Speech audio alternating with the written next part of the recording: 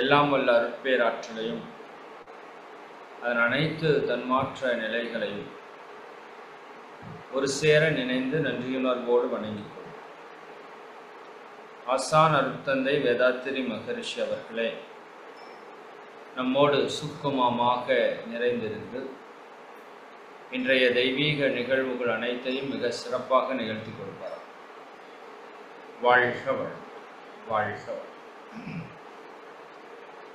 வாழ்க வளம். நண்பர்களே, மிக்க மகிழ்ச்சி. நாம் ஒரு அற்புதமான ஆக்கினை தவத்தை இப்போ ஆழமாக செய்திருக்கிறேன். எனக்கு தெரிஞ்சு இந்த பேட்சில் அதிக நேரம் தியானம் செய்த நாள் இன்று தான். தீட்சை கொடுத்தப்போ கூட நம்ம இவ்வளவு டீட்டெயில்டாக இந்த தவத்தை செய்திருக்க மாட்டோம். இந்த ஆக்கினை தவம் என்பது தான் நம்முடைய தியானத்தினுடைய அஸ்திவாரம். அப்போ இந்த தவத்தை நீங்கள் எந்த அளவுக்கு நல்லா ஆழ்ந்து செய்கிறீங்களோ அந்த அளவுக்கு தான் இதில் முழு பலனை நாம் பெற முடியும். அதனால தான் கிட்டத்தட்ட ஒரு 50 நிமிட தியானம் உங்களுக்கு கொடுக்கப்பட்டிருக்கு. இன்னும் ஓரிரு நாட்களுக்கு மட்டும் இந்த 50 நிமிட தியானம் இருக்கும். அதுக்கப்புறம் டைமை கொஞ்சம் குறைச்சிக்கலாம், ஏன்னா பேச வேண்டியது அதிகமாக இருக்கிறதால. இப்போ இந்த ஒரு வாரத்திற்கு உங்களுக்கு பேச்சை விட தியானத்திலே நீங்கள் ஆழமாக பயணிக்க வேண்டும். அதுதான் நம்முடைய நோக்கமாக இருக்கிறது. அதனால் உங்களுக்கு இந்த லாங் மெடிடேஷன் இருக்கும். இது ஒரு சிலருக்கு உட்கார்றது கொஞ்சம் சிரமமாக இருக்கலாம். நீங்கள் எப்படி உங்களுக்கு சௌகரியமாக இருக்குதோ அந்த மாதிரி உட்காந்துக்கோங்க. சேர்லேயோ கூட அல்லது வேறு எந்த வசதியாக நீங்கள் உட்காரணுமோ அப்படி உட்காந்துக்கலாம். முதுகுத்தண்டு மட்டும் நேராக இருக்கணும், கைகள் கோர்த்து இருக்கணும், கண்களை மூடி முடிந்த வரைக்கும் அசைவில்லாமல் இருக்கிறதுக்கு முயற்சி பண்ணணும். இதில் உங்களுக்கு ரொம்ப டீட்டெயில்டாக இட தூய்மை, இந்த அருளாற்றல் பாய்ச்சுதல், அருள் காப்பு, அன்னை தந்தை ஆசான் வணக்கம், இதெல்லாமே கொஞ்சம் கிளாரிட்டியாக சொல்லியிருப்போம். அதை நீங்கள் நல்லா பண்ணி பழகணும். அது ரொம்ப முக்கியம், தியானத்தில் ரொம்ப முக்கியம். இந்த இட தூய்மை, அருளாற்றல் பாய்ச்சுதல், அருள் காப்பு, இது ரொம்ப ரொம்ப இம்பார்ட்டன்ட். ஏன்னா தியானம் செய்யக்கூடிய இடம் நீங்கள் எங்கே வேணால் உட்காந்து தியானிக்கலாம். பட் அந்த சுற்றி இருக்கிற அந்த எனர்ஜி வைப்ரேஷன் அது பாசிட்டிவாக இருந்தால் தான் தியானத்திற்குள்ளே நீங்கள் செல்ல முடியும். ஏன்னா பல்வேறு எனர்ஜி ஃபீல்டுக்குள்ளே நாம் இருக்கிறோம். சொல்லுவாங்க இல்லையா, அந்த எதிர்மறையான எனர்ஜி, நெகட்டிவ் தாட்ஸ், சொல்லடிப்பட்டாலும் படலாம், கண்ணடி படக்கூடாதுன்னு சொல்லுவாங்க. அதனால தான் வீட்டுக்கு முன்னாடி அந்த அகோரமாக இருக்கிற பொம்மைகள் எல்லாம் மாட்டியிருப்பாங்க. அதை பார்த்தா நமக்கு ஒரு மாதிரி முகம் சுளிப்பு வரணுங்கிறதுக்காக. இல்லை அப்படின்னா அந்த வீடு அழகாக, எவ்வளோ அழகாக கட்டியிருக்காங்க அப்படின்னு நினச்சிட்டாலே, இவங்க எவ்வளோ அழகாக இருக்கிறாங்கன்னு நினச்சிட்டாலே, இவங்க எவ்வளோ வசதியாக இருக்கிறாங்கன்னு நினச்சிட்டாலே, இவங்க எவ்வளோ சந்தோஷமாக இருக்கிறாங்கன்னு நினச்சிட்டாலே அந்த கண்ணடி என்று சொல்லக்கூடிய எண்ணங்களில் ஒரு தாக்கம் வந்துடும். சரிங்களா? இன்னும் நாம் எண்ணக்கூடிய நெகட்டிவ் தாட்ஸ், இன்னும் நம்ம வீட்டில் நாம் பேசக்கூடிய எதிர்மறையான சொற்கள், இன்னும் இந்த சமுதாயத்தில் பயன்படுத்தக்கூடிய எதிர்மறையான சக்திகள் எல்லாம் நம்ம வான்காந்த களத்தில் கலந்துடும். அப்போ கோவில்களில் ஏன் மந்திரங்கள் தொடர்ந்து உச்சரிக்கப்படுகிறது அப்படின்னா, அங்கே ஒரு பாசிட்டிவ் வைப்ரேஷன் கிரியேட் பண்ணுறதுக்காக. அப்போ பாசிட்டிவான சொற்கள், பாசிட்டிவான சப்தங்கள் வரும்போது அந்த எதிர்மறை சக்திகள் எல்லாம் விலகி போய் கோயிலில் பெல் கொடுப்பாங்க, பார்த்துருக்கீங்க? அந்த பெல் ஒரு பவர்ஃபுல்லான ஒரு விஷயம். அந்த எதிர்மறை சக்திகளை எல்லாம் விரட்டக்கூடிய, கோயிலில் விளக்கேற்றி வைத்திருப்பார்கள், அது எதிர்மறையெல்லாம் விளக்கக்கூடிய. அப்படி இது புறப்பொருள் சடங்குகளால் செய்யக்கூடிய ஒரு தூய்மை. தண்ணி ஊற்றி கழுவுறது, கூட்டி சுத்தம் பண்ணுறது, மந்திரங்களை சொல்கிறதெல்லாம். பட் அதை விட ரொம்ப பவர்ஃபுல்லான தூய்மை எது? நம்ம மனதை கொண்டு, மனதனுடைய ஆற்றலை கொண்டு நாம் என்ன பண்ணுறோம்? அந்த இறை ஆற்றலை உங்களை சுற்றி இறக்குறீங்க. அது ரொம்ப முக்கியம். நாம் அமர்ந்துள்ள இந்த இடத்தை சுற்றிலும் நல்ல தெய்வீக ஆற்றலே நிரம்பின அப்படின்னு சொல்லும்போது நான் உங்களுக்கு ஒரு வீடியோ பார்க்க சொல்லியிருப்பேன். அதை வாய்ப்பு இருந்தால் இன்னொரு முறை பாருங்கள். இன்றைக்கி வேணால் மறுபடியும் அந்த வீடியோவை அனுப்ப சொல்கிறேன். தியானம் வரவில்லையா அப்படின்னு கேள்வி கேட்டு ஒரு வீடியோ இருக்குது. அதில் எப்படி அந்த பிரபஞ்ச சக்தி உங்களை சுற்றி வருது, எப்படி உங்களுக்குள்ள அது இறங்குது, எப்படி உங்கள்கிட்ட இருக்கிற நோய்களை எல்லாம் குணப்படுத்துது, தியானம் செய்யும்போது என்ன நடக்கிறது என்பதை பற்றிய ஒரு டீட்டெயில் அதில் இருக்கும். ஃபஸ்ட்டு ஒரு அரை மணி நேரம் மட்டும் பார்த்தீங்கன்னா போதும். அதை தயவு செஞ்சு இன்னொரு முறை எல்லாருக்கும் ரெக்வெஸ்ட்டாக சொல்கிறேன், பாருங்கள். மீண்டும் மீண்டும் அதை பாருங்கள். அதை பார்க்கும்போது உங்களுக்கு நிறைய புரிதல்கள் கிடைக்கும். அப்போது நம்மை சுற்றி உங்கள் வீடு முழுக்க அல்லது உங்கள் வீட்டை தாண்டியும் கூட உங்கள் எந்த அளவுக்கு மனசு உங்களுக்கு விரியுதோ அந்த அளவுக்கு ஒரு தெய்வீக ஆற்றல் நம்மை சுற்றி இருக்கிறத நீங்கள் ஃபீல் பண்ணணும் ஃபஸ்ட்டு. அப்போ என்ன ஆகும், இங்கே இருக்கிற உங்களை சுற்றி இருக்கிற எதிர்மறையான சக்திகள் எல்லாம் விலகி போய் ஒரு பானையிலே காற்று நிரம்பி இருக்குது. பானையில் என்ன இருக்குதுன்னு கேட்டால் ஒன்றும் இல்லைன்னு சொல்லுவோம். பட் காற்று நிரம்பி இருக்கு. இந்த காற்றை வெளியே எடுக்கணும். என்ன பண்ணலாம், தண்ணியை ஊற்றுனீங்கன்னா காற்று தானாக வெளியே போய். அப்படி நல்ல பிரபஞ்ச இறை சக்தி உங்களை சுற்றி நிரப்புனீங்கன்னா கெட்ட சக்தி தானாக விலகி சென்று விடும். நெருப்பு வந்த உடனே குளிர் தானாக விலகுவது போல தானாக அந்த இடத்துல இருக்கிற நெகட்டிவ் எனர்ஜி வெளியே போகும். இது நீங்கள் கொஞ்சம் பாவனை செய்து பழகணும். அதுக்கு தான் கொஞ்சம் டைம் கொடுத்துருக்கோம். நல்ல பிரபஞ்ச சக்தி உங்கள் இல்ல வளாகம் முழுவதும் நல்லா நிரம்பி உங்களை சுற்றி ஒரு தெய்வீக சக்தி இருக்கிறதா நீங்கள் ஃபீல் பண்ணி பழகணும். இது சாதாரணமாக நடத்துகிறப்ப மகரிஷியோட பஞ்சபூத நவர்தவத்தில் நீங்கள் கேட்டிருக்கலாம். மகரிஷி ஜஸ்ட் சிம்பிளாக நாம் அமர்ந்துள்ள இடத்தை சுற்றிலும் நல்ல தெய்வீக ஆற்றலே நிரம்பின, நாம் அமர்ந்துள்ள இடத்தை சுற்றிலும் நல்ல தெய்வீக ஆற்றலே நிரம்பினேன்னு 3 தடவை சொல்லுவாங்க.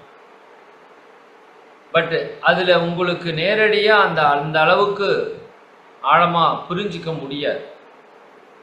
இதை நீங்கள் ரெகுலராக ஸ்லோவாக பண்ணிட்டு வரத்தான் அவங்க ஸ்பீடாக சொன்னாலும் நீங்கள் நல்லா புரிஞ்சுக்கிறதுக்கான தன்மை உங்களுக்கு வரும். புரியுன்னு நினைக்கிறேன், சரிங்களா? அந்த விதத்தில் இந்த இட தூய்மை அப்படிங்கிறது ரொம்ப ரொம்ப முக்கியம் தியானத்தில். அது உங்கள் இல்லம் முழுக்க வர்றதா நினச்சிக்கிட்டீங்க அப்படின்னா உங்கள் இல்லம் முழுக்க தூய்மையாயிடும். நாம் வசிக்கின்ற இடம் முழுக்க தூய்மையாயிடும்.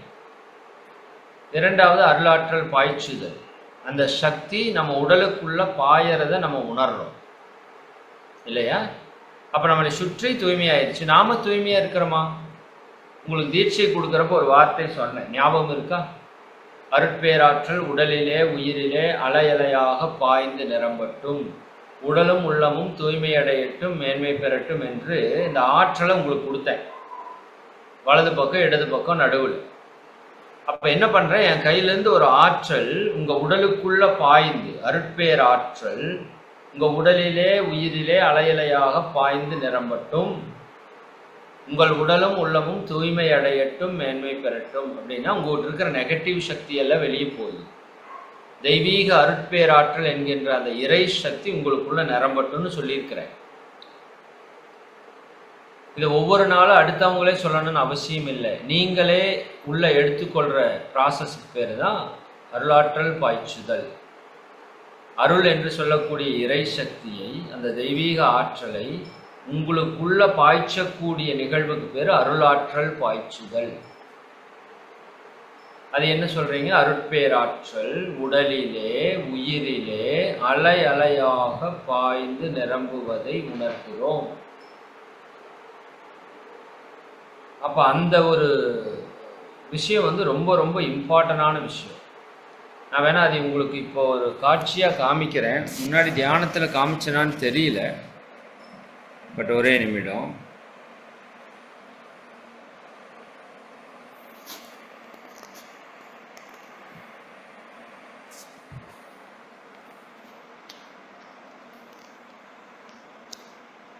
நீங்கள் யூடியூப்பில் போய்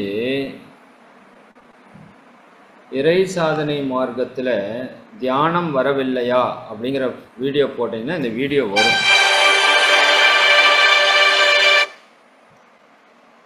இந்த வீடியோ நீங்கள் எல்லாருமே நிச்சயமாக ஒன்றுக்கு பல முறை பார்க்க வேண்டிய வீடியோ. தியானம் வரவில்லையா அப்படின்னு போட்டிங்கன்னா அந்த பிரபஞ்ச சக்தி எப்படி மேலிருந்து அருவி போல வருது அப்படிங்கிறதெல்லாம் நீங்கள் பார்க்க முடியும். ஓகே, அதுக்குள்ள add rule of 72, how soon anything doubles. Divide 72 by that. If you are investing your money at 6%. நம்முடைய உள்ளுணர்வை பரந்த நோக்கத்தில் காண. அதே போல இந்த தியானம் செய்யும்போது எப்படி அந்த ஆற்றல் உங்களுக்குள்ள வருது,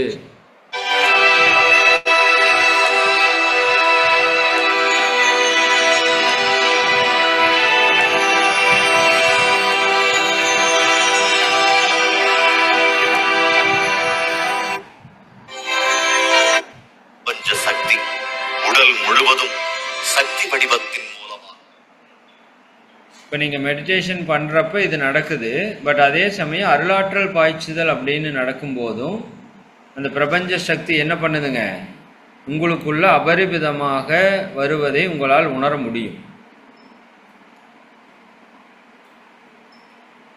இது ஒரு முறை நல்லா கவனமாக பாருங்கள். இது நம்ம உடம்பில் இருக்கிற உபாதைகள், பிரச்சனைகள், சிவப்பாக இருக்குது. இப்போ ஹார்ட்டில் இவருக்கு ப்ராப்ளம் இருக்குது, ஸ்டொமக்கில் இவங்களுக்கு ப்ராப்ளம் இருக்குதுன்னா அந்த இரத்த ஓட்ட நாளங்கள் போல் இருக்கிற சக்தி ஓட்ட நாளங்கள் அதெல்லாம் தடைப்பட்டு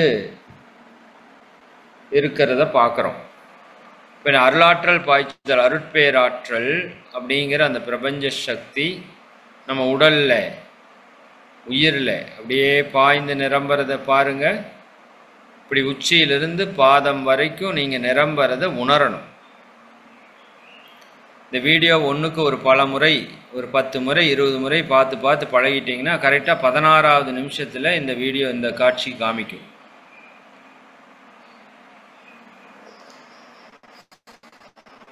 அப்போது இப்படி அந்த சக்தி ஓட்டம் உங்கள் உடம்புக்குள்ளே நிரம்புறதை நீங்கள் பாவனை செய்யணும். உங்கள் உடம்புக்குள்ளேயும் இப்படி நடக்கும். அப்போ நம்ம உடலில் இருக்கிற உபாதைகள் எல்லாம் சீராகும், உடல் ஆரோக்கியமாக இருக்கும், நாளமில்லா சுரப்பிகள் நல்லா வேலை செய்யும், உறுப்புகள் நல்லா வேலை செய்யும். அருளாற்றல் பாய்ச்சுதலை நீங்கள் இப்படி தான் உங்களை நீங்கள் கவனிக்கணும். இப்போ நீங்கள் ஒரு சக்தி உடலாக இருக்கிறத உணர முடியும். சரிங்களா? அதே போல் இந்த ஆக்கினை தவத்தில் உங்களோட குண்டலினி சக்தி என்ன பண்ணியிருக்கிறோம், கீழிருந்து மூலாதாரத்திலேருந்து எடுத்துகிட்டு போய் மேலே கொடுத்துருக்குறோம் இல்லையா? இது பாருங்கள், இந்த இடம் நல்லா நாம் அமர்ந்துள்ள இடத்தை சுற்றிலும் நல்ல தெய்வீக ஆற்றலை நிரம்பினா ஒரு தெய்வீக சக்தி உங்களை சுற்றி அப்படியே எல்லா பக்கம் இருந்து வர்ற மாதிரி நீங்கள் நினச்சிக்கணும்.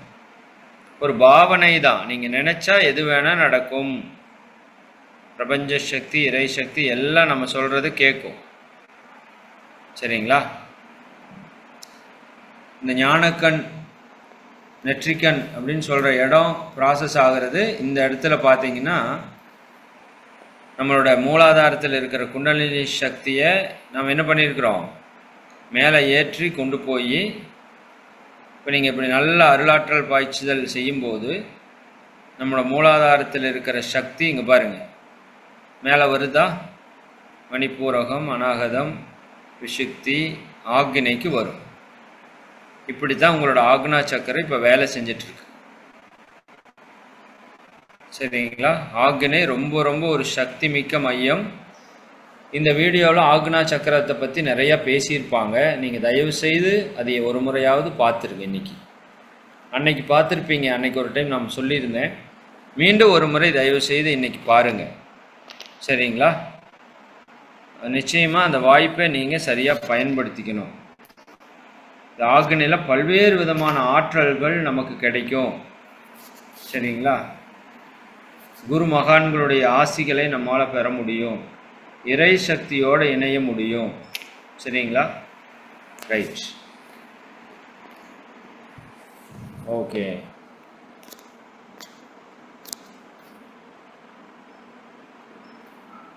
சரி,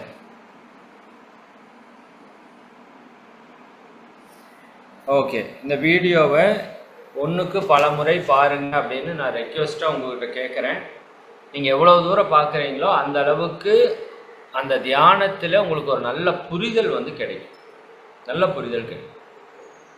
ஏன்னா எது ஒன்றுமே ஒரு புரிஞ்சு பண்ணுறப்ப தான் உங்களுக்கு அது முழுமையாக இருக்குது. ஞான மார்க்கம் அப்படிங்கிறது புரிஞ்சு பண்ணணும். எதை பண்ணாலும் சும்மா உட்காந்துட்டு நாம் மருந்துள்ள எடுத்து சுற்றணும் நல்ல தெய்வீக ஆற்றல் அப்படியெல்லாம் நிரம்பாது.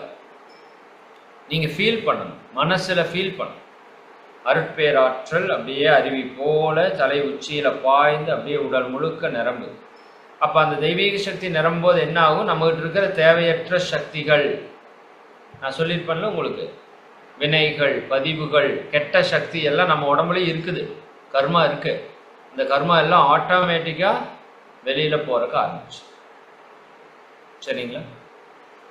அப்போ அருளாற்றல் பாய்ச்சதுக்கு அப்புறம் அருள் காப்பு.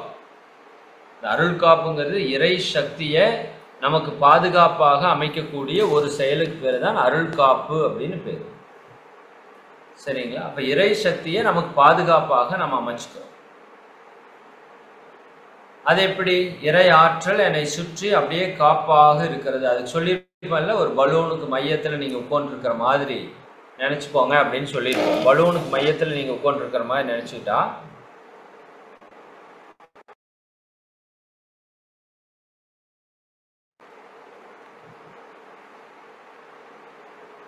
அந்த பலூனுக்குள்ள ஃபுல்லாக ஏர் இருக்குல்ல, அந்த ஏர் எப்படி நடுவில் இருக்கிறவங்களை ப்ரொடெக்ட் பண்ணிட்டு இருக்கோ அது மாதிரி உங்களை சுற்றி அந்த இறை சக்தி நல்லா ப்ரொடெக்ட் பண்ணிட்டு இருக்கிறத நல்லா ஃபீல் பண்ணி பார்க்கணும். சரிங்களா? அருள் காப்புங்கிறது இறை ஆற்றலை உங்களை சுற்றி அப்படியே காப்பாக அமைத்துக் கொள்கிறீர்கள். அதுக்கு மேலே ஒரு காப்பு உலகத்தில் யாராலையும் கொடுக்க முடியாது. இன்னும் அதற்கான விளக்கங்கள் எல்லாம் பின்னாடி நம்ம கொடுக்குறோம். அப்புறம் அன்னை தந்தை ஆசான் வணக்கம் ரொம்ப ரொம்ப முக்கியம். எந்த அளவுக்கு உணர்வு பூர்வமாக அவங்ககிட்ட ஆசீர்வாதத்தை வாங்கிக்கிறீங்களோ அந்த அளவுக்கு அது முழு பலனை கொடுக்கும். ஏன்னா அன்னையும் பிதாவும் முன்னறி தெய்வம் என்று நம்ம சொல்லியிருக்கோம். மாதா பிதா குரு தெய்வம் என்று சொல்லியிருக்கோம். அந்த அன்னை தந்தையுடைய உடலில் இருந்த உயிராற்றல் தான் எனக்குள்ள ஓடிட்டு இருக்கு. அப்போ ஒரு சொல்லுவாங்க இல்லையா, ஒரு முறை உன்னுடைய தாயை வலம் வந்து நீ வணங்கினால் 12 கும்பாபிஷேகம் செய்ததற்கு சமமான புண்ணியத்தை நீ பெறுவாய். கிருபானந்த வாரியார் ஒரு இடத்துல பேசும். ஒரு முறை உன்னுடைய தாய் தந்தையை வணங்கி வந்தால், சரிங்களா, முருகப்பெருமான் இந்த உலகத்தை சுற்றி வருவதற்கு மயிலேறி போவார்.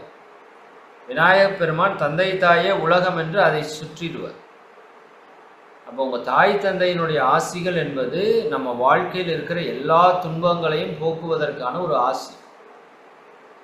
தாய் தந்தைக்குள்ள தாய் தந்தைகள் மட்டும் இல்லை, அவங்களோட முன்னோர்கள் எல்லாருடைய உயிராற்றலும் இருக்குது. அப்போ உங்கள் முன்னோர்களை நீங்கள் வணங்குவதும் தாய் தந்தையை வணங்குவதும் ஒன்று தான். ஏன்னா நம்ம முன்னோர்களில் எவ்வளவோ பேர் எவ்வளவோ சிரமங்கள் பட்டிருக்கலாம். நாம் நம்மளோட முன்னோர்களை பார்க்க முடியாமல் போயிருக்கலாம், காப்பாற்ற முடியாமல் போயிருக்கலாம், துன்பம் கொடுத்துருக்கலாம். அந்த கர்ம வினைகள் எல்லாம் இருக்கும். சரிங்களா? அதுதான் ரொம்ப முக்கியம். நம்மளோட பாவப்பதிவில் பெரிய பங்கு எதுக்கு இருக்குதுன்னா நம்ம பெற்றோர்களை நம்ம துன்புறுத்துறதுல தான் இருக்குது. இன்றைக்கி நிறைய பேர் அந்த தப்பை செய்கிறோம். சென்னை போன்ற ஊர்களெல்லாம் பார்த்தா நிறைய இன்னைக்கு முதியோர்கள் எல்லாம் அதிகமாயிட்டே இருக்குது. இது மிகப்பெரிய ஒரு தவறு. சரிங்களா? அவங்களா பெற்றோர்களா பேரண்ட்ஸா உணர்ந்து நான் தனியாக போய்க்கிறேன்னு சொல்கிறது பரவாயில்லை, அது ஒரு மெச்சூரிட்டி, நல்லது தான். இல்லாட்டி அவங்க அட்ஜஸ்ட் பண்ணி கம்முன்னு இருந்தாங்கன்னா நல்லது தான். ஆனால் இந்த பெற்றோர்களுக்கு போக மன விருப்பம் இல்லாமல் குழந்தைகள் கொண்டு போய் நீங்கள் தள்ளுறீங்க அப்படின்னா அது மாதிரி ஒரு பாவம் உங்கள் வாழ்க்கையிலேயே கிடையாது. ஏன்னா இந்த உடல், இந்த உயிர் இந்த பூமியில் இருக்கிறதுக்கு காரணமே அந்த 2 ஜீவன் தான். அந்த 2 ஜீவனும் துன்பப்படும் போது உங்கள் வாழ்க்கையில் நிச்சயமாக நீங்கள் சந்தோஷமாக இருக்கவே முடியாது. அதே போல் இன்றைக்கி மிகப்பெரிய இன்னொரு பிரச்சனை என்னென்னா, பெண்கள் தன்னோட கணவனுடைய அம்மா அப்பாவை துன்புறுத்தக்கூடிய ஒரு நிகழ்வு. அது ரொம்ப கொடுமையான ஒரு நிகழ்வு. அதே போல் மாமியார் தனக்கு மகளாக வந்திருக்கிற மருமகளை துன்பப்படுத்தக்கூடிய நிகழ்வு இருக்கு பாருங்க. இந்த 2 பாவங்களும் தான் இன்னைக்கு நம்ம உலகத்தில் இவ்வளவு துன்பத்திற்கு காரணம். அப்ப இது ஒரு தெய்வீகமான ஒரு இணைப்பு. பெற்றோர் என்பது உங்க கணவனுடைய பெற்றோர் எப்படி வேணா இருக்கலாம். ஏன்னா அவங்களுக்கு 16 காரணங்கள் இருக்குது அவங்க அப்படி இருக்கிறதுக்கு. இன்னொன்று, உங்கள் கர்மா தான் அவங்க எப்படி இருக்கணுங்கிறத உங்ககிட்ட தீர்மானிக்கும். அந்த விதத்தில் உங்களுடைய பேரண்ட்ஸுக்கு நீங்கள் எவ்வளோ மதிப்பு கொடுக்கணுமோ அது மாதிரி ஒரு 100 மடங்கு மதிப்பு உங்களுடைய வாழ்க்கை துணையுடைய பேரண்ட்ஸுக்கு நீங்கள் கொடுக்கணும். அவங்களுக்கு என்ன தேவையோ அதை நீங்கள் செய்யணும். அது உங்களுடைய கடமை, உங்களோட டியூட்டி. கடமை செய்யலைன்னா பாவம் முடிச்சு. சரி, பெற்றோருக்கு நாம் பட்ட கடனை எத்தனை வருஷம் எத்தனை ஜென்மம் எடுத்தாலும் தீர்க்க முடியாது, அதுதான் உண்மை. இருந்தாலும் அதை கட்டுறதுக்கு முயற்சி பண்ணணும். அப்போ நம்ம வாழ்க்கையில் பல துன்பங்களுக்கு காரணம் நம்ம முன்னோர்களுக்கு நாம் செய்த பாவங்கள், துன்பங்கள். அவங்க எப்படி வேணால் இருக்கலாம், நல்லவங்களாக இருக்கலாம், கெட்டவங்களாக இருக்கலாம். அதை பற்றி நாம் கேள்வி கேட்கறதுக்கு நமக்கு உரிமை கிடையாது. சரிங்களா? அவர்கள் அப்படி உருவாக்கப்பட்டு விட்டார்கள். அவர்கள் மூலமாக நான் வந்துட்டேன். எனக்கு உடல், உயிர், மனம், அறிவு எல்லாத்தையும் கொடுத்தாங்க, எனக்கு வாழ்க்கையை கொடுத்தாங்க. அந்த நன்றிக்காக நான் அவங்கள வாழ்நாள் முழுக்க பார்க்க வேண்டியது என்னுடைய பொறுப்பு, என்னுடைய கடமை. அவங்க என்ன வேணால் சொல்லலாம். சரிங்களா? அந்த இடத்துல நம்ம சரியான புரிதலோடு இருக்கும்போது நம்ம வாழ்க்கையில் பல துன்பங்கள் போகிறத நீங்கள் பார்க்கலாம். உங்கள் பெற்றோரை சந்தோஷமாக வச்சுக்கோ. அப்போ அந்த பெற்றோர்கிட்ட நீங்கள் ஆசீர்வாதம் வாங்கிறது அப்படிங்கிறது தியானத்திற்கு மிக முக்கியமான ஒரு விஷயம். மானசீகமாக அவங்க காலில் விழுந்து அவங்க நல்லா அவங்க தலையில் கை வச்சு நல்லா ஆசீர்வாதம் பண்ணுற மாதிரி நீங்கள் நினைக்கணும், மகிழ்ச்சியாக. அப்போ எப்பேற்பட்ட உங்கள் வாழ்க்கையில் இருக்கிற தடைகள், நிறைய பேருக்கு பாருங்கள், உங்களுக்கு நிறைய நோய்கள் குணமாகாமல் இருக்கும், மனம் துன்பமாக இருக்கும், தொழிலில் சிக்கலாக இருக்கும். நான் இன்றைக்கி சொல்கிற ஒன்று நீங்கள் செஞ்சு பாருங்கள்.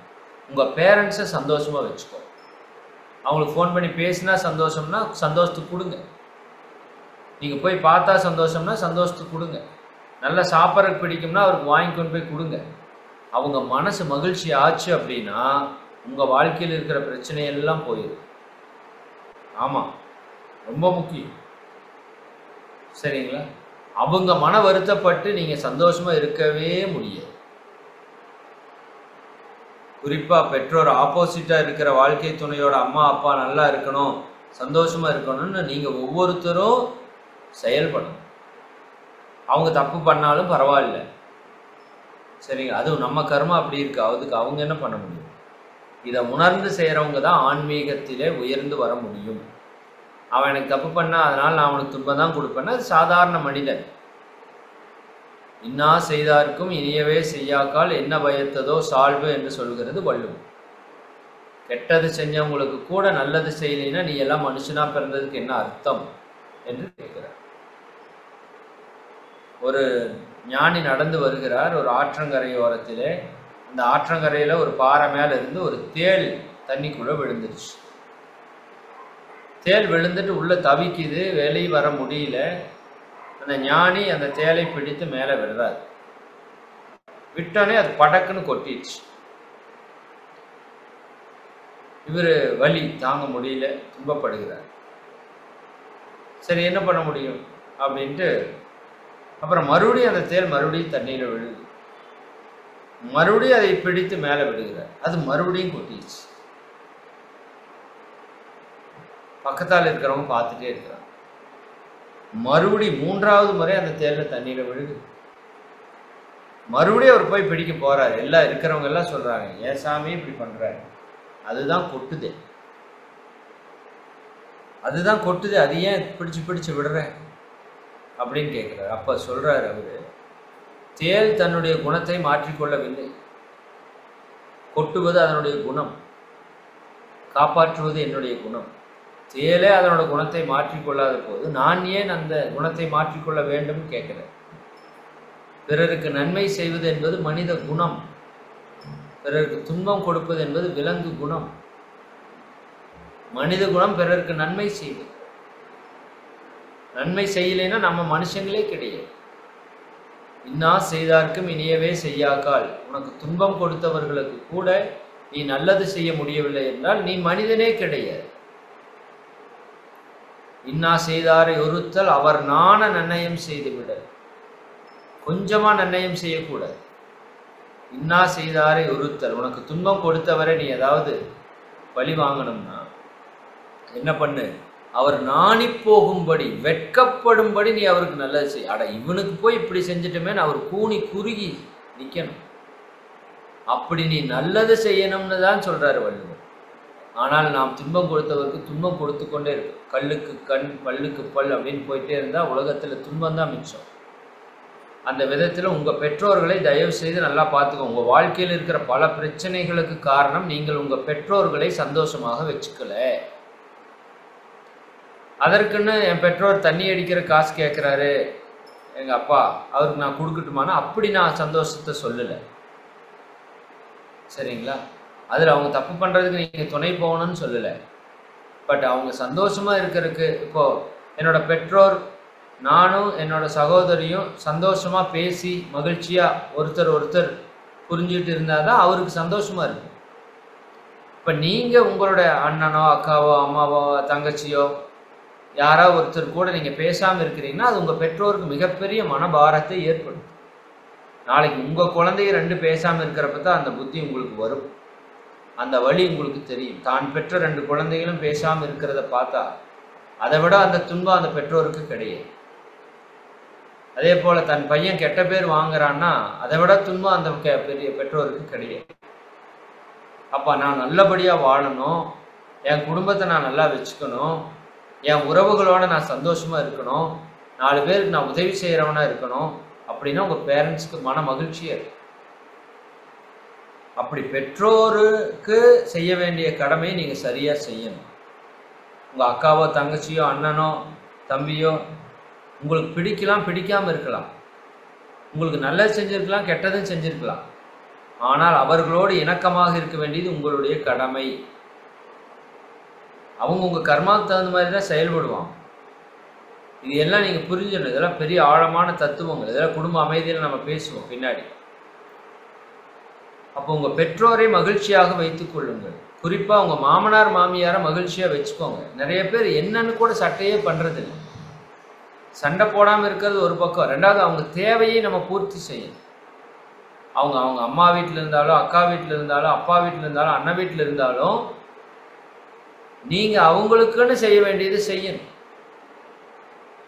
சார் எங்கள் அப்பா நல்லா செட்டில்டாக இருக்காரு அப்படிங்கிறது அங்கே முக்கியம் அல்ல.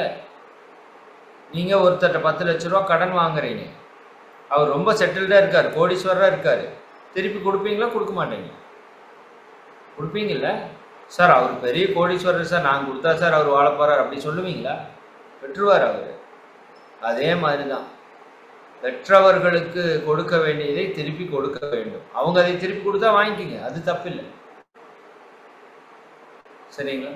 பட் அவர்கள் நிம்மதியாக இருக்கணும்.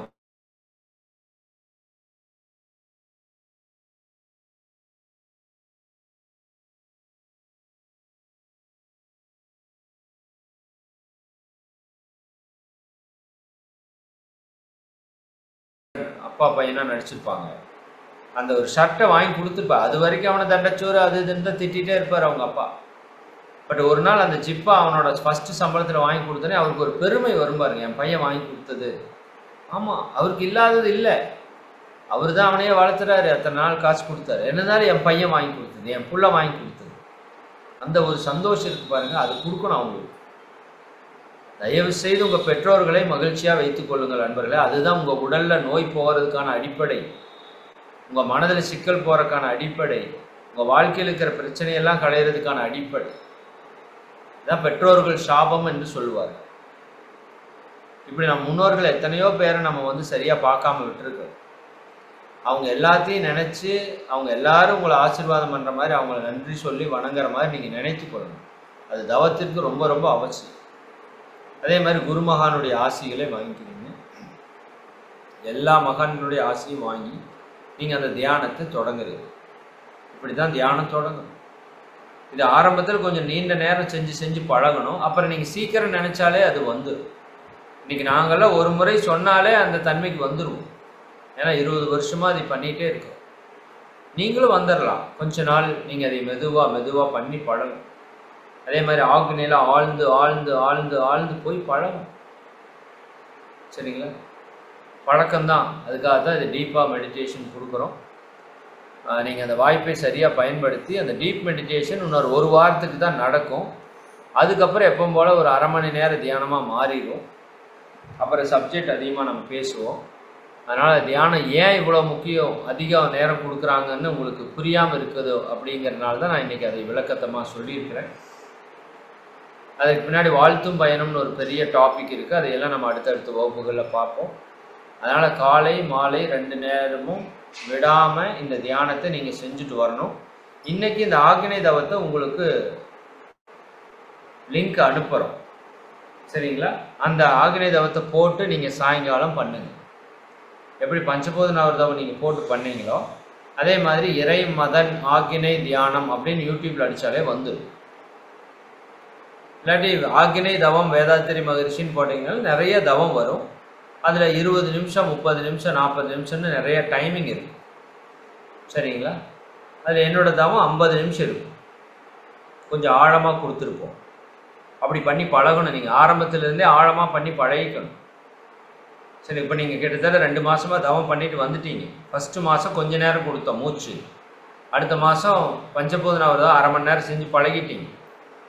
இப்போ நீங்கள் ஒரு 3/4 மணி நேரம் தவம் செய்கிற அளவுக்கு வந்துடணும். 3 மாதத்தில் ஒரு 6 மாதத்தில் 1 மணி நேரம் தவம் செய்கிறதுக்கு பழகிக்கணும். அது வந்துடும், அப்படியே கொஞ்சம் கொஞ்சமாக வந்துடும். அப்போ அந்த விதத்தில் இந்த தவத்திற்கு முன்னாடி செய்கிற விஷயம் அது ஒரு சடங்கு மாதிரி ஏனோ தானோன்னு செய்யாமல் உணர்வு பூர்வமாக அதை செய்யணும். அங்கேயே தியானம் நிகழும். இறைவணக்கம் குருவணக்கம் பாடுறப்பவே தியானம் ஸ்டார்ட் ஆயிடுச்சுன்னு அர்த்தம். ஆக்ஞை அப்படின்னு சொன்னால் தான் தியானம் அல்ல, இறை வணக்கத்திலேயே தியானம் தொடங்கிடுச்சு. குரு வணக்கத்திலேயே தியானம் நடக்குது. அப்புறம் இட தூய்மை அருளாற்றல் பாய்ச்சது எல்லாமே தியானத்தினுடைய ஒரு பகுதியாக நீங்கள் புரிந்து கொண்டு இதை சிறப்பாக செஞ்சுட்டு வாங்க. தியானம் தான் உங்கள் வாழ்க்கையை மாற்ற ஒரே வழி, வேற வழியே கிடையாது. அடித்து சொல்கிறேன். அதனால் தியானத்தில் அசால்ட்டாக இல்லாமல் அலட்சியப்படுத்தாமல் கொஞ்சம் அதுக்கு முக்கியத்துவம் கொடுத்து, குறிப்பாக இந்த ஒரு வாரத்திற்கு காலையும் மாலையும் குறைஞ்சது அரை மணி நேரம் 3/4 மணி நேரம் இந்த ஆக்ஞை தியானத்தை நல்லா செஞ்சுட்டு வாங்க. இப்போ நீங்கள் போடுறதா அஸ்திவாரம் அஸ்திவாரம் அஸ்திவாரம். இப்போ அசால்ட்டாக விட்டுட்டிங்கன்னா பின்னாடி எத்தனை தவம் செஞ்சாலும் உங்களுக்கு பெருசாக சித்தி ஆகாது. அதனால் நல்லா பண்ணிக்கணும். யாராவது பீரியட்ஸ் டைம் பண்ணாமல் இருந்தீங்கன்னா தீட்சை லிங்க் உங்களுக்கு அனுப்பிச்சிருக்கிறோம், யூடியூப்பில் வந்திருக்கு. அதை பார்த்து மறுபடியும் எடுத்துக்கோங்க, சரிங்களா? ரைட். காலம் கருதி நம்ம நிறைவு செய்வோம். அருட்பேராற்றல் கருணையினால் உடல் நலம் நீலாயுள் நிறைசலும் உயர்ப்புகள் மெய்ஞானம் ஓங்கி 16 செல்வங்களும் பெற்று சிறப்பாக வாழ்க வளமுடன் வாழ்க வளமுடன் வாழ்க வளமுடன். ஒரு 2 அறிவிப்பு மட்டும். அடுத்த வகுப்புல உங்களுக்கு மகரிஷி கொடுத்த மிக சக்தி மிக்க ஒரு விஷயம், இந்த வாழ்த்தும் பயனும். வாழ்த்து என்பது மகா மந்திரம். அந்த மகா மந்திரத்தை பயன்படுத்தி நீங்க எல்லாம் வேணா சாதிக்கலாம், சரிங்களா? அப்படி ஒரு ஆற்றல் அதுக்கு இருக்கு. அந்த வாழ்த்தினுடைய ஆற்றல் என்ன, பவர் என்னன்னு நம்ம அடுத்த வகுப்புல பார்க்க போறோம். அதற்கு அடுத்தது இன்று மாலை அனைத்து நோய்களையும் போக்குவதற்கான மாமருந்து என்ற தலைப்பில் என்னுடைய சிந்தனை சாயங்காலம் 6:30 மணிக்கு இருக்குது. அதுக்கும் வாய்ப்பு இருக்கிறவங்க நிச்சயமாக கலந்துக்கோங்க, சரிங்களா? தொடர்ந்து வகுப்புக்கு வாங்க, குறித்த நேரத்தில் வாங்க. இன்றைக்கி நான் தவம் பண்ணுறப்ப பார்த்தேன், ஆரம்பத்தில் 150 பேர் தான் இருந்தீங்க, அப்புறம் 250 பேர் இருந்தீங்க. ஒரு முக்கால்வாசி தவத்துக்கு அப்போ முழுசாக முடிக்கிறப்போ 350 பேர் வர்றீங்க. நீங்கள் யாரையோ ஏமாற்றுவதாக நினைத்து உங்களை நீங்களே ஏமாற்றிக் கொள்கிறீர்கள் என்பதை புரிஞ்சுக்கோங்க. நீங்கள் என்ன செயல் செய்தாலும் விலை உங்களுக்கு திரும்ப வரும், அதையும் மனசில் வச்சுக்கோங்க. அடுத்த வகுப்பில் நான் முன்னாடியும் தவம் பண்ணுவேன், இல்லாட்டி பின்னாடி தவத்தை வச்சுட்டு முன்னாடி ஸ்பீச் பேசினாலும் பேசிடுவேன், சொல்ல முடியாது. நான் திடீர்னு மாற்றியும் பண்ணுவேன். அடுத்த வகுப்பு வந்தோன்னையும் டைரெக்டாக ஸ்பீச் பேசுறதுக்கு ஆரம்பிச்சிடுவேன், தவத்தை பின்னாடி போடுவேன். அப்புறம் ஸ்பீச் போயிடுச்சேன்னு நீங்கள் வருத்தப்படக்கூடாது. என்னதான் யூடியூப்பில் நீங்கள் திரும்பவே பார்த்தாலும் நேரடியாக நான் பேசுறது மாதிரி யூடியூப்பில் அந்த உணர்வு வராது, சரிங்களா? அதனால் முடிஞ்ச வரைக்கும் சரியான நேரத்துக்கு வாங்க. இதான் ஆரம்பத்துலேருந்து சொல்கிறோம். நிறைய பேர் பர்ஃபெக்டாக வர்றீங்க. ஒரு சிலர் சரி பரவாயில்ல, தவம் தானே நடக்குது, நல்லா புரிஞ்சுக்கோங்க. இந்த ஸ்பீச் விட்டால் கூட பரவாயில்லை, ஸ்பீச் விட்டா கூட பரவாயில்ல, நாளைக்கு கேட்டுக்கலாம். தவத்தை விட்டா நாளைக்கு பண்ண முடியாது. போனது போச்சு, போனது போச்சு. அதனால நல்ல தவத்துக்கு முக்கியத்துவம் கொடுங்க. சரிங்களா? சரி, மிக்க மகிழ்ச்சி. நன்றி. வாழ்க. அம்மா நிறைவு பண்ணி.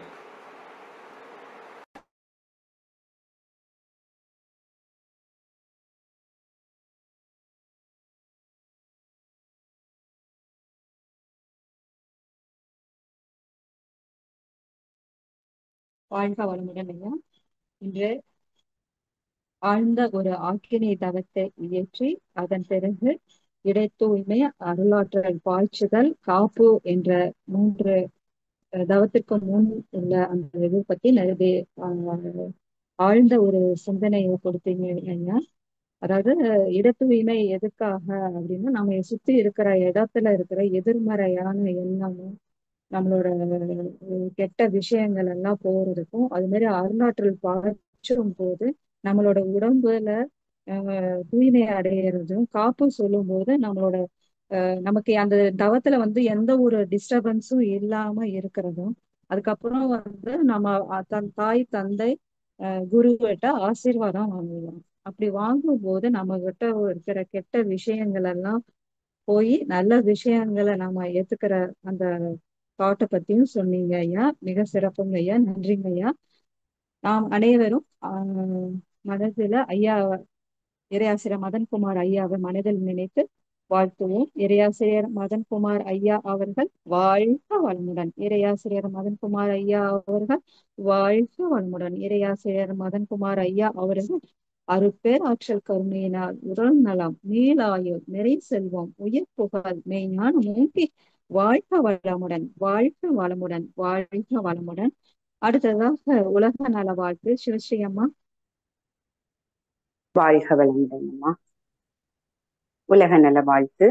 உலகமெல்லாம் பருவமழை ஒத்தபடி பெய்யட்டும், உழவரெல்லாம் தானியத்தை உவப்புடனே பெருக்கட்டும், பல தொழில்கள் புரிகின்ற பாட்டாளி உயரட்டும், பகுத்துணர்வில் தொகுத்துணர்வு பண்பாட்டை உயர்த்தட்டும், கலகங்கள் போட்டி பகை கடந்தாட்சி நடக்கட்டும், கல்லாமை கடன் வறுமை கலங்கங்கள் மறையட்டும், நலவாழ்வை அளிக்கும்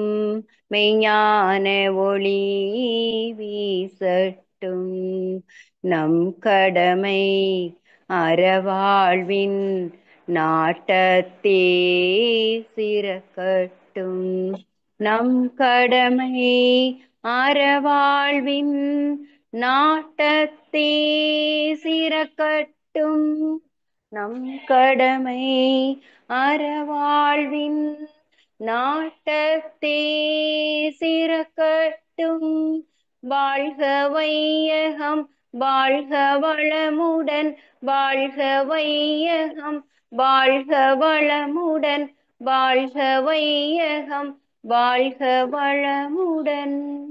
நன்றிங்கம்மா. வாழ்க வளம். நன்றிங்கம்மா. வாழ்க வாழ்க வளமுடன். இதில் கலந்து கொண்ட இறை அன்பர்களுக்கும் இந்த நிகழ்வில் பங்கு பெற்ற அருட்சேவை செய்த அன்பர்கள் அனைவருக்கும் வாழ்க வளமுடன் என்ற வாழ்த்துக்கள். இத்துடன் இந்த நிகழ்வு நிறைவு பெறுகிறது. வாழ்க வளமுடன். குருவே, எல்லாம் வல்ல அருட்பேராற்றலையும் அதன் அனைத்து தன்மாற்ற நிலைகளையும் ஒரு சேர நினைந்து நன்றியுணர்வோடு வணங்கிக் கொள்ளும். ஆசான் அருட்தந்தை வேதாத்திரி மகரிஷி அவர்களே நம்மோடு சுக்குமமாக நிறைந்திருந்து இன்றைய தெய்வீக நிகழ்வுகள் அனைத்தையும் மிக சிறப்பாக நிகழ்த்தி கொடுப்பார். வாழ்க வளம், வாழ்க வளம், வாழ்க வளம். நண்பர்களே, மிக்க மகிழ்ச்சி. நாம் ஒரு அற்புதமான ஆக்கினை தவத்தை இப்போ ஆழமாக செய்திருக்கிறீங்க. எனக்கு தெரிஞ்சு இந்த பேட்சில் அதிக நேரம் தியானம் செய்த நாள் இன்று தான். தீட்சை கொடுத்தப்போ கூட நம்ம இவ்வளவு டீட்டெயில்டாக இந்த தவத்தை செய்திருக்க மாட்டோம். இந்த ஆக்கினை தவம் என்பது தான் நம்முடைய தியானத்தினுடைய அஸ்திவாரம். அப்போ இந்த தவத்தை நீங்கள் எந்த அளவுக்கு நல்லா ஆழ்ந்து செய்கிறீங்களோ அந்த அளவுக்கு தான் இதில் முழு பலனை நாம் பெற முடியும். அதனால தான் கிட்டத்தட்ட ஒரு 50 நிமிட தியானம் உங்களுக்கு கொடுக்கப்பட்டிருக்கு. இன்னும் ஓரிரு நாட்களுக்கு மட்டும் இந்த 50 நிமிட தியானம் இருக்கும். அதுக்கப்புறம் டைமை கொஞ்சம் குறைச்சிக்கலாம், ஏன்னா பேச வேண்டியது அதிகமாக இருக்கிறதால. இப்போ இந்த ஒரு வாரத்திற்கு உங்களுக்கு பேச்சை விட தியானத்திலே நீங்கள் ஆழமாக பயணிக்க வேண்டும். அதுதான் நம்முடைய நோக்கமாக இருக்கிறது.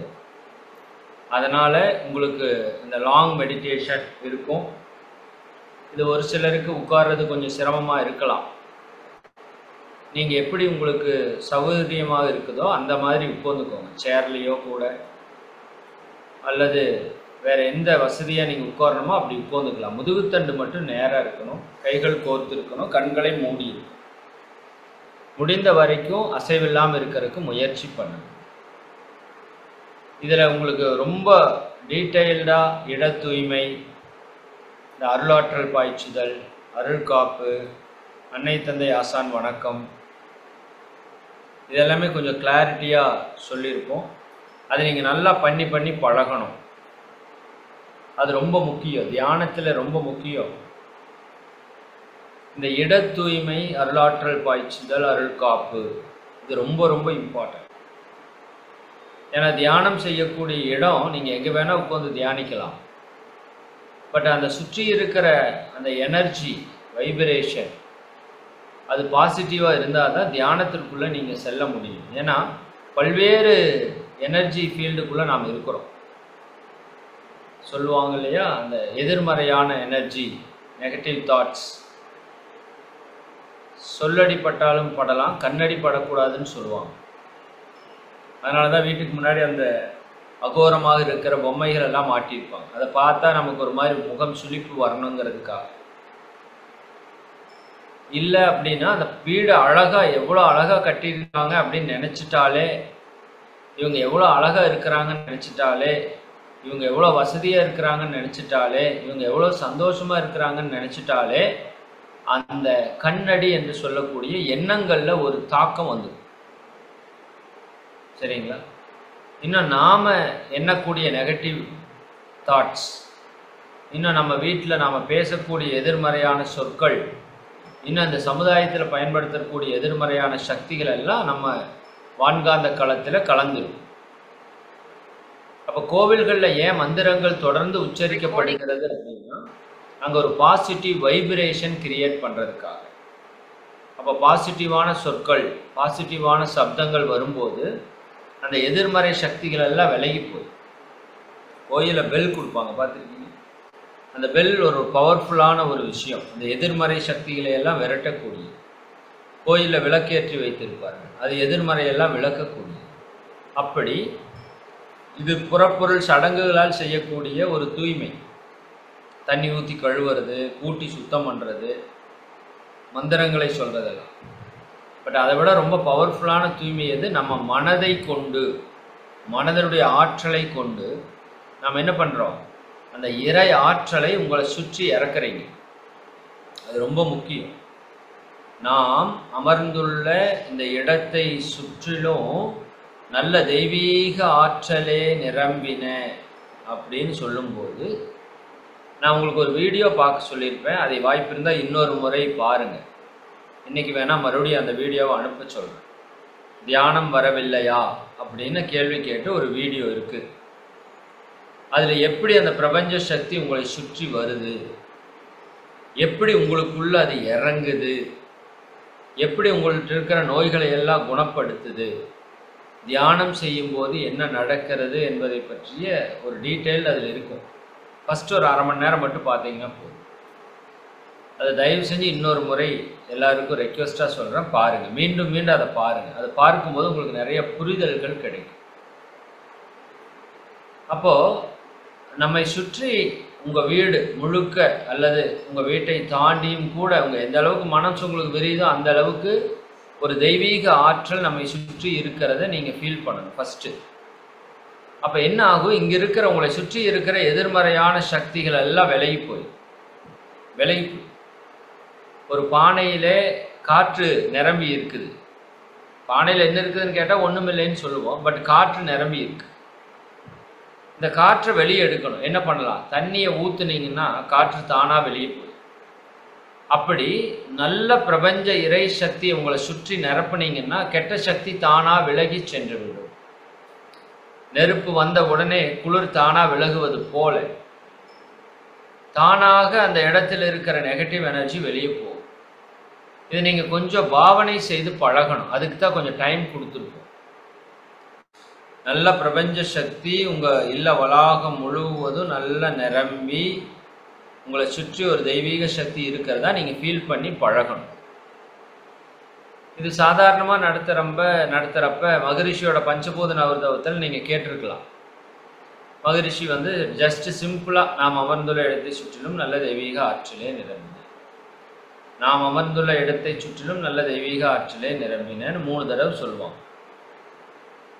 பட் அதில் உங்களுக்கு நேரடியாக அந்த அளவுக்கு ஆழமாக புரிஞ்சிக்க முடியாது. இதை நீங்கள் ரெகுலராக ஸ்லோவாக பண்ணிட்டு வரத்தான் அவங்க ஸ்பீடாக சொன்னாலும் நீங்கள் நல்லா புரிஞ்சுக்கிறதுக்கான தன்மை உங்களுக்கு வரும். புரியுன்னு நினைக்கிறேன், சரிங்களா? அந்த விதத்தில் இந்த இட தூய்மை அப்படிங்கிறது ரொம்ப ரொம்ப முக்கியம் தியானத்தில். அது உங்கள் இல்லம் முழுக்க வர்றதா நினச்சிக்கிட்டீங்க அப்படின்னா உங்கள் இல்லம் முழுக்க தூய்மையாயிடும். நாம் வசிக்கின்ற இடம் முழுக்க தூய்மையாயிடும். 2வது அருளாற்றல் பாய்ச்சுதல். அந்த சக்தி நம்ம உடலுக்குள்ள பாயறதை நம்ம உணர்றோம் இல்லையா? அப்போ நம்மளை சுற்றி தூய்மையாயிடுச்சு. நாம தூய்மையாக இருக்கிறோமா? உங்களுக்கு தீட்சை கொடுக்குறப்ப ஒரு வார்த்தை சொன்னேன், ஞாபகம் இருக்கா? அருட்பேராற்றல் உடலிலே உயிரிலே அலையலையாக பாய்ந்து நிரம்பட்டும், உடலும் உள்ளமும் தூய்மையடையட்டும், மேன்மை பெறட்டும் என்று இந்த ஆற்றலை உங்களுக்கு கொடுத்தேன். வலது பக்கம் இடது பக்கம் நடுவில். அப்போ என்ன பண்ணுறேன், என் கையிலேருந்து ஒரு ஆற்றல் உங்கள் உடலுக்குள்ள பாய்ந்து, அருட்பேராற்றல் உங்கள் உடலிலே உயிரிலே அலையலையாக பாய்ந்து நிரம்பட்டும், உங்கள் உடலும் உள்ளமும் தூய்மை அடையட்டும், மேன்மை பெறட்டும் அப்படின்னா உங்களுக்கு இருக்கிற நெகட்டிவ் சக்தியெல்லாம் வெளியே போகுது.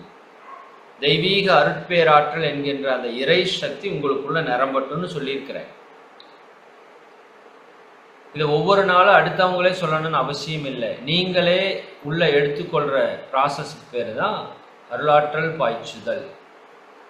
அருள் என்று சொல்லக்கூடிய இறை சக்தியை, அந்த தெய்வீக ஆற்றலை உங்களுக்குள்ள பாய்ச்சக்கூடிய நிகழ்வுக்கு பேர் அருளாற்றல் பாய்ச்சுதல். அது என்ன சொல்றீங்க? அருட்பேராற்றல் உடலிலே உயிரிலே அலை அலையாக பாய்ந்து நிரம்புவதை உணர்கிறோம். அப்ப அந்த ஒரு விஷயம் ரொம்ப ரொம்ப இம்பார்ட்டண்டான விஷயம். நான் வேணா அது உங்களுக்கு இப்போ ஒரு காட்சியாக காமிக்கிறேன். முன்னாடி தியானத்தில் காமிச்சேனான்னு தெரியல, பட் ஒரே நிமிடம்.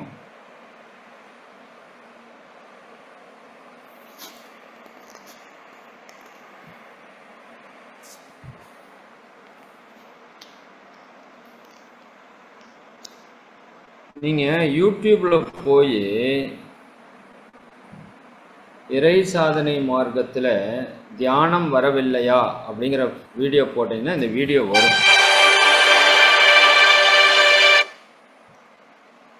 இந்த வீடியோ நீங்கள் எல்லாருமே நிச்சயமாக ஒன்றுக்கு பல முறை பார்க்க வேண்டிய வீடியோ. தியானம் வரவில்லையா அப்படின்னு போட்டிங்கன்னா அந்த பிரபஞ்ச சக்தி எப்படி மேலிருந்து அருவி போல வருது அப்படிங்கிறதெல்லாம் நீங்கள் பார்க்க முடியும். Okay, the rule of 72, how soon anything doubles. Divide 72 by that. If you're investing your money at 6%. நம்முடைய உள்ளுணர்வை பரந்த நோக்கத்தில் காண. அதே போல இந்த தியானம் செய்யும் போது எப்படி அந்த ஆற்றல் உங்களுக்குள்ள வருது,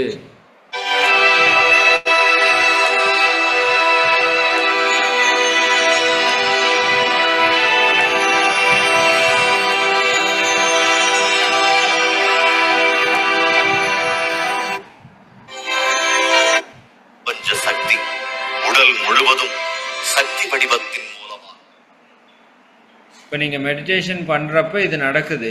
பட் அதே சமயம் அருளாற்றல் பாய்ச்சுதல் அப்படின்னு நடக்கும்போதும் அந்த பிரபஞ்ச சக்தி என்ன பண்ணுதுங்க, உங்களுக்குள்ள அபரிமிதமாக வருவதை உங்களால் உணர முடியும். இது ஒரு முறை நல்லா கவனமாக பாருங்கள். இது நம்ம உடம்பில் இருக்கிற உபாதைகள், பிரச்சனைகள், சிவப்பாக இருக்குது. ஹார்ட்டில் இவருக்கு ப்ராப்ளம் இருக்குது, ஸ்டொமக்கில் இவங்களுக்கு ப்ராப்ளம் இருக்குதுன்னா அந்த இரத்த ஓட்ட நாளங்கள் போல் இருக்கிற சக்தி ஓட்ட நாளங்கள் அதெல்லாம் தடைப்பட்டு இருக்கிறத பார்க்குறோம். இப்போ அருளாற்றல் பாய்ச்சுதல், அருட்பேராற்றல் அப்படிங்கிற அந்த பிரபஞ்ச சக்தி நம்ம உடலில், உயிரில் அப்படியே பாய்ந்து நிரம்புறதை பாருங்கள். இப்படி உச்சியிலிருந்து பாதம் வரைக்கும் நீங்கள் நிரம்புறதை உணரணும். இந்த வீடியோ ஒன்றுக்கு ஒரு பல முறை, ஒரு 10 முறை 20 முறை பார்த்து பார்த்து பழகிட்டிங்கன்னா கரெக்டாக 16வது நிமிஷத்தில் இந்த வீடியோ, இந்த காட்சி காமிக்கும்.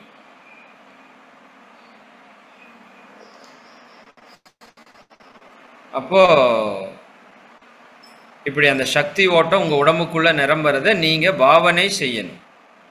உங்கள் உடம்புக்குள்ளேயும் இப்படி நடக்கும்.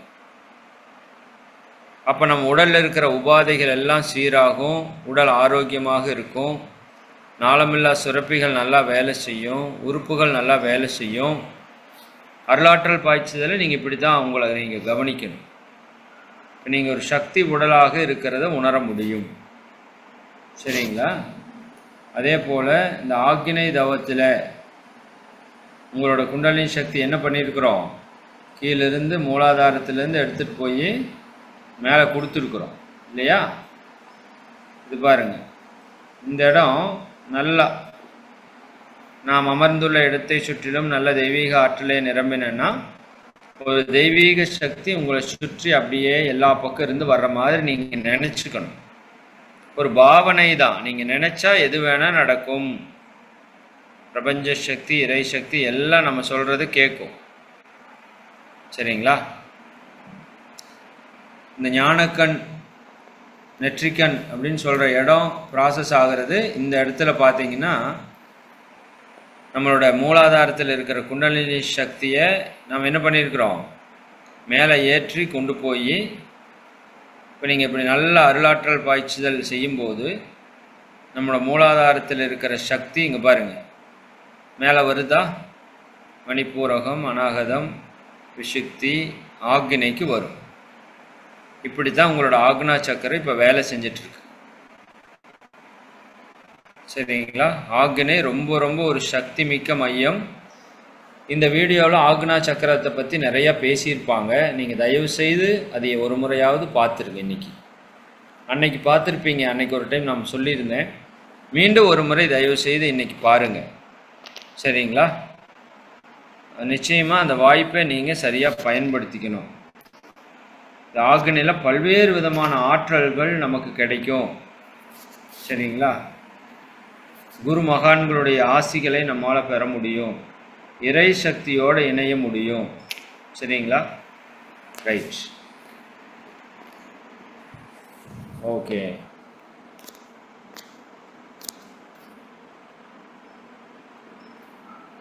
சரி,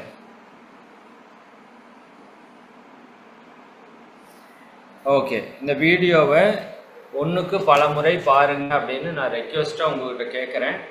நீங்கள் எவ்வளோ தூரம் பார்க்குறீங்களோ அந்த அளவுக்கு அந்த தியானத்தில் உங்களுக்கு ஒரு நல்ல புரிதல் கிடைக்கும். நல்ல புரிதல் கிடைக்கும். ஏன்னா எது ஒன்றுமே ஒரு புரிஞ்சு பண்ணுறப்ப தான் உங்களுக்கு அது முழுமையாக இருக்கும். ஞான மார்க்கம் அப்படிங்கிறது புரிஞ்சு பண்ணணும். எதை பண்ணாலும் சும்மா உட்காந்துட்டு நாம் அமர்ந்துள்ள எடுத்து சுற்றணும் நல்ல தெய்வீக ஆற்றல் அப்படியெல்லாம் நிரம்பாது. நீங்கள் ஃபீல் பண்ணணும், மனசில் ஃபீல் பண்ணணும். அருட்பேராற்றல் அப்படியே அருவி போல தலை உச்சியில் பாய்ந்து அப்படியே உடல் முழுக்க நிரம்பு. அப்போ அந்த தெய்வீக சக்தி நிரம்போது என்ன ஆகும், நம்மகிட்ட இருக்கிற தேவையற்ற சக்திகள், நான் சொல்லியிருப்பேன்ல உங்களுக்கு, வினைகள், பதிவுகள், கெட்ட சக்தி எல்லாம் நம்ம உடம்புலேயே இருக்குது. கர்மா இருக்குது. இந்த கர்மா எல்லாம் ஆட்டோமேட்டிக்காக வெளியில் போகிறக்கு ஆரம்பிச்சு. சரிங்களா? அப்போ அருளாற்றல் பாய்ச்சதுக்கு அப்புறம் அருள் காப்பு. இந்த அருள் காப்புங்கிறது இறை சக்தியை நமக்கு பாதுகாப்பாக அமைக்கக்கூடிய ஒரு செயலுக்கு பேர் தான் அருள் காப்பு அப்படின்னு பேர். சரிங்களா? அப்ப இறை சக்தியை நமக்கு பாதுகாப்பாக நம்ம அமைச்சுக்கிறோம். அது எப்படி? இறை ஆற்றல் என்னை சுற்றி அப்படியே காப்பாக இருக்கிறது. அதுக்கு சொல்லியிருப்பேன்ல, ஒரு பலூனுக்கு மையத்தில் நீங்க உட்காந்துருக்கிற மாதிரி நினைச்சுக்கோங்க அப்படின்னு சொல்லியிருக்கோம். பலூனுக்கு மையத்தில் நீங்க உட்காந்துருக்கிற மாதிரி நினைச்சுட்டா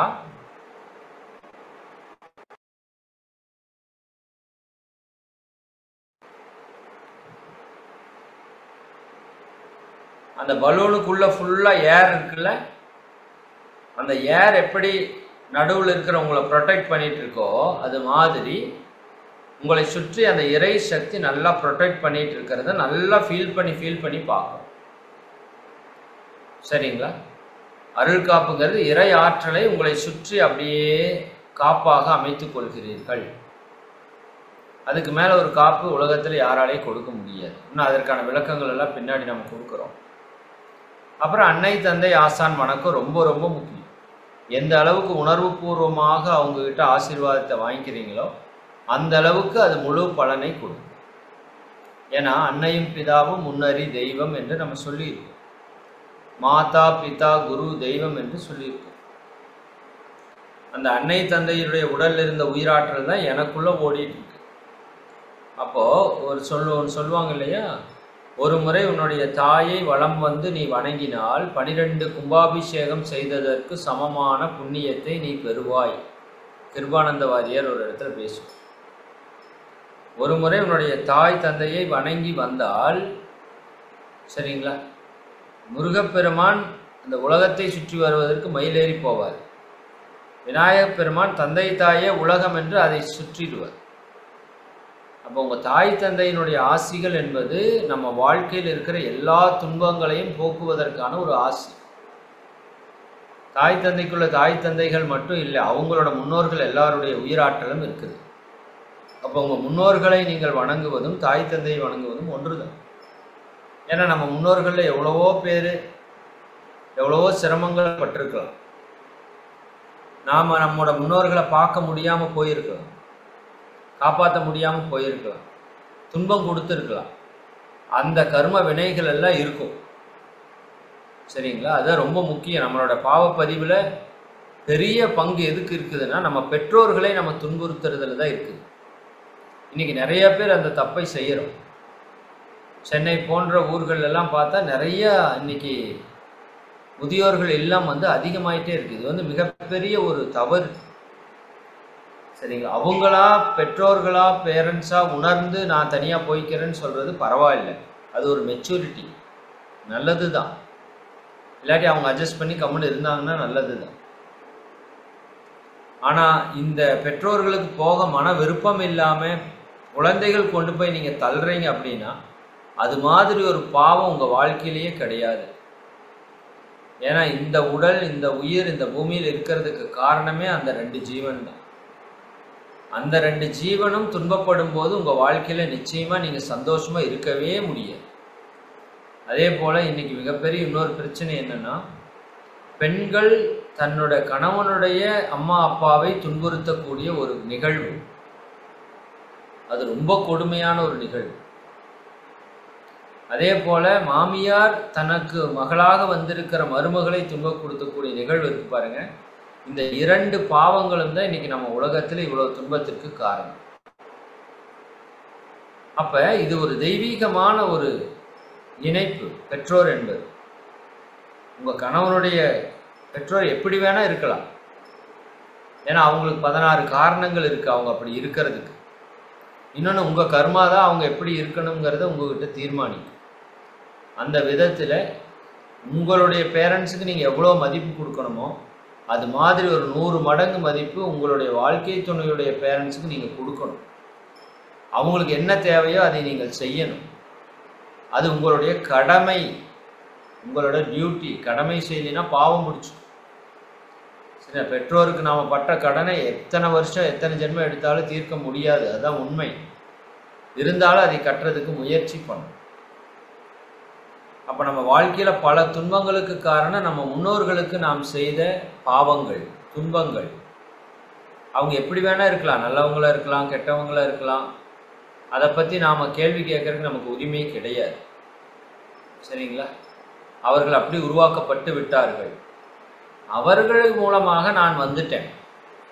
எனக்கு உடல், உயிர், மனம், அறிவு எல்லாத்தையும் கொடுத்தாங்க, எனக்கு வாழ்க்கையை கொடுத்தாங்க. அந்த நன்றிக்காக நான் அவங்கள வாழ்நாள் முழுக்க பார்க்க வேண்டியது என்னுடைய பொறுப்பு, என்னுடைய கடமை. அவங்க என்ன வேணால் சொல்லலாம். சரிங்களா? அந்த இடத்துல நம்ம சரியான புரிதலோடு இருக்கும்போது நம்ம வாழ்க்கையில் பல துன்பங்கள் போகிறத நீங்கள் பார்க்கலாம். உங்கள் பெற்றோரை சந்தோஷமாக வச்சுக்கோ. அப்போ அந்த பெற்றோர்கிட்ட நீங்கள் ஆசீர்வாதம் வாங்கிறது அப்படிங்கிறது தியானத்திற்கு மிக முக்கியமான ஒரு விஷயம். மானசீகமாக அவங்க காலில் விழுந்து அவங்க நல்லா அவங்க தலையில் கை வச்சு நல்லா ஆசீர்வாதம் பண்ணுற மாதிரி நீங்கள் நினைக்கணும், மகிழ்ச்சியாக. அப்போ எப்பேற்பட்டவங்க வாழ்க்கையில் இருக்கிற தடைகள், நிறைய பேருக்கு பாருங்கள், உங்களுக்கு நிறைய நோய்கள் குணமாகாமல் இருக்கும், மனம் துன்பமாக இருக்கும், தொழிலில் சிக்கலாக இருக்கும். நான் இன்றைக்கி சொல்கிற ஒன்றை நீங்கள் செஞ்சு பாருங்கள். உங்கள் பேரண்ட்ஸை சந்தோஷமாக வச்சுக்கோ. அவங்களுக்கு ஃபோன் பண்ணி பேசினா சந்தோஷம்னா சந்தோஷத்துக்கு கொடுங்க. நீங்கள் போய் பார்த்தா சந்தோஷம்னா சந்தோஷத்துக்கு கொடுங்க. நல்லா சாப்பிட்றதுக்கு பிடிக்கும்னா அவருக்கு வாங்கி கொண்டு போய் கொடுங்க. அவங்க மனசு மகிழ்ச்சி ஆச்சு அப்படின்னா உங்கள் வாழ்க்கையில் இருக்கிற பிரச்சனையெல்லாம் போயிடும். ஆமாம், ரொம்ப முக்கியம். சரிங்களா? அவங்க மன வருத்தப்பட்டு நீங்கள் சந்தோஷமாக இருக்கவே முடியாது. குறிப்பாக பெற்றோர் ஆப்போசிட்டாக இருக்கிற வாழ்க்கை துணையோட அம்மா அப்பா நல்லா இருக்கணும், சந்தோஷமாக இருக்கணும்னு நீங்கள் ஒவ்வொருத்தரும் செயல்படணும். அவங்க தப்பு பண்ணாலும் பரவாயில்ல. சரிங்களா? அதுவும் நம்ம கர்மா அப்படி இருக்கு, அதுக்கு அவங்க என்ன பண்ண முடியும்? இதை உணர்ந்து செய்கிறவங்க தான் ஆன்மீகத்திலே உயர்ந்து வர முடியும். அவன் எனக்கு தப்பு பண்ணா அதனால் நான் அவனுக்கு துன்பம் தான் கொடுப்பேன்னா அது சாதாரண மனிதன். இன்னா செய்தார்க்கும் இனியவே செய்யாக்கால் என்ன பயத்ததோ சால்வு என்று சொல்கிறது வள்ளுவம். கெட்டது செஞ்சவங்களுக்கு கூட நல்லது செய்யலைன்னா நீ எல்லாம் மனுஷனா பிறந்ததுக்கு என்ன அர்த்தம் என்று கேட்கிறார். ஒரு ஞானி நடந்து வருகிறார் ஒரு ஆற்றங்கரையோரத்திலே. அந்த ஆற்றங்கரையில் ஒரு பாறை மேலே இருந்து ஒரு தேள் தண்ணிக்குள்ளே விழுந்துருச்சு. தேள் விழுந்துட்டு உள்ளே தவிக்குது, வெளியே வர முடியல. அந்த ஞானி அந்த தேளை பிடித்து மேலே விடுறார். விட்டோடனே அது படக்குன்னு கொட்டிடுச்சு. இவர் வலி தாங்க முடியல, துன்பப்படுகிறார். சரி, என்ன பண்ண முடியும் அப்படின்ட்டு அப்புறம் மறுபடியும் அந்த தேள் மறுபடியும் தண்ணியில் விழுது. மறுபடியும் அதை பிடித்து மேலே விடுகிறார். அது மறுபடியும் கொட்டிடுச்சு. பக்கத்தால் இருக்கிறவங்க பார்த்துட்டே இருக்கிறாங்க. மறுபடியும் 3வது முறை அந்த தேளில் தண்ணியில் விழுது. மறுபடியும் அவர் போய் பிடிக்க போறாரு. எல்லாம் இருக்கிறவங்க எல்லாம் சொல்றாங்க, ஏன் சாமி இப்படி பண்றாரு? அதுதான் கொட்டுது, அதுதான் கொட்டுது, அது ஏன் பிடிச்சு பிடிச்சு விடுற அப்படின்னு கேட்கிறார். அப்ப சொல்றாரு அவரு, தேள் தன்னுடைய குணத்தை மாற்றிக்கொள்ளவில்லை. கொட்டுவது அதனுடைய குணம், காப்பாற்றுவது என்னுடைய குணம். தேளே அதனோட குணத்தை மாற்றிக்கொள்ளாத போது நான் ஏன் அந்த குணத்தை மாற்றிக்கொள்ள வேண்டும் கேட்கிறேன். பிறருக்கு நன்மை செய்வது என்பது மனித குணம். பிறருக்கு துன்பம் கொடுப்பது என்பது விலங்கு குணம். மனித குணம் பிறருக்கு நன்மை செய்வது. நன்மை செய்யலைன்னா நம்ம மனுஷங்களே கிடையாது. இன்னா செய்தார்க்கும் இனியவே செய்யாக்கால். உனக்கு துன்பம் கொடுத்தவர்களுக்கு கூட நீ நல்லது செய்ய முடியவில்லை என்றால் நீ மனிதனே கிடையாது. இன்னா செய்தாரை ஒருத்தல் அவர் நாண நன்னயம் செய்துவிட. கொஞ்சமா நன்னயம் செய்யக்கூடாது. இன்னா செய்தாரை ஒருத்தல். உனக்கு துன்பம் கொடுத்தவரை நீ ஏதாவது பழி வாங்கணும்னா என்ன பண்ணு, அவர் நாணி போகும்படி, வெட்கப்படும்படி நீ அவருக்கு நல்லது செய். அட இவனுக்கு போய் இப்படி செஞ்சுட்டுமேன்னு அவர் கூனி குறுகி நிற்கணும். அப்படி நீ நல்லது செய்யணும்னு தான் சொல்றாரு வள்ளுவர். ஆனால் நாம் துன்பம் கொடுத்தவருக்கு துன்பம் கொடுத்து கொண்டே இருக்கும். கல்லுக்கு கண் பல்லுக்கு பல் அப்படின்னு போயிட்டே இருந்தால் உலகத்தில் துன்பம் தான் மிச்சம். அந்த விதத்தில் உங்கள் பெற்றோர்களை தயவு செய்து நல்லா பார்த்துக்கோங்க. உங்கள் வாழ்க்கையில் இருக்கிற பல பிரச்சனைகளுக்கு காரணம் நீங்கள் உங்கள் பெற்றோர்களை சந்தோஷமாக வச்சுக்கல. அதற்குன்னு என் பெற்றோர் தண்ணி அடிக்கிற காசு கேட்குறாரு எங்கள் அப்பா, அவருக்கு நான் கொடுக்கட்டுமானா அப்படி நான் சந்தோஷத்தை சொல்லலை. சரிங்களா? அதில் அவங்க தப்பு பண்ணுறதுக்கு நீங்கள் துணை போகணும்னு சொல்லலை. பட் அவங்க சந்தோஷமாக இருக்கிறதுக்கு, இப்போது என்னோடய பெற்றோர் நானும் என்னோட சகோதரியும் சந்தோஷமாக பேசி மகிழ்ச்சியாக ஒருத்தர் புரிஞ்சுட்டு இருந்தால் தான் அவருக்கு சந்தோஷமாக இருக்கும். இப்போ நீங்கள் உங்களோட அண்ணனோ அக்காவோ அம்மாவோ தங்கச்சியோ யாரோ ஒருத்தர் கூட நீங்கள் பேசாமல் இருக்கிறீங்கன்னா அது உங்கள் பெற்றோருக்கு மிகப்பெரிய மனபாரத்தை ஏற்படும்.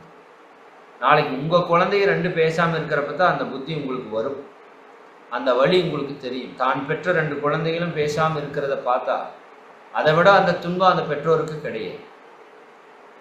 அதே போல் தன் பையன் கெட்ட பேர் வாங்குறான்னா அதை விட துன்பம் அந்த பெரிய பெற்றோருக்கு கிடையாது. அப்போ நான் நல்லபடியாக வாழணும், என் குடும்பத்தை நான் நல்லா வச்சுக்கணும், என் உறவுகளோட நான் சந்தோஷமாக இருக்கணும், 4 பேருக்கு நான் உதவி செய்கிறவனா இருக்கணும் அப்படின்னா உங்கள் பேரண்ட்ஸ்க்கு மன மகிழ்ச்சியாக இருக்கும். அப்படி பெற்றோருக்கு செய்ய வேண்டிய கடமையை நீங்கள் சரியாக செய்யணும். உங்கள் அக்காவோ தங்கச்சியோ அண்ணனோ தம்பியோ உங்களுக்கு பிடிக்கலாம் பிடிக்காமல் இருக்கலாம், உங்களுக்கு நல்லது செஞ்சுருக்கலாம் கெட்டதும் செஞ்சுருக்கலாம், ஆனால் அவர்களோடு இணக்கமாக இருக்க வேண்டியது உங்களுடைய கடமை. அவங்க உங்கள் கர்மாவுக்கு தகுந்த மாதிரி தான் செயல்படுவாங்க. இது எல்லாம் நீங்கள் புரிஞ்சிடணும். இதெல்லாம் பெரிய ஆழமான தத்துவங்கள். இதெல்லாம் குடும்ப அமைதியில் நம்ம பேசுவோம் பின்னாடி. அப்போ உங்கள் பெற்றோரை மகிழ்ச்சியாக வைத்துக் கொள்ளுங்கள். குறிப்பாக உங்கள் மாமனார் மாமியாரை மகிழ்ச்சியாக வச்சுக்கோங்க. நிறைய பேர் என்னன்னு கூட சட்டையே பண்ணுறதில்லை. சண்டை போடாமல் இருக்கிறது ஒரு பக்கம், 2வது அவங்க தேவையை நம்ம பூர்த்தி செய்யணும். அவங்க அம்மா வீட்டில் இருந்தாலும் அக்கா வீட்டில் இருந்தாலும் அப்பா வீட்டில் இருந்தாலும் அண்ணன் வீட்டில் இருந்தாலும் நீங்கள் அவங்களுக்குன்னு செய்ய வேண்டியது செய்யணும். சார் எங்கள் அப்பா நல்லா செட்டில்டாக இருக்காரு அப்படிங்கிறது அங்கே முக்கியம் அல்ல.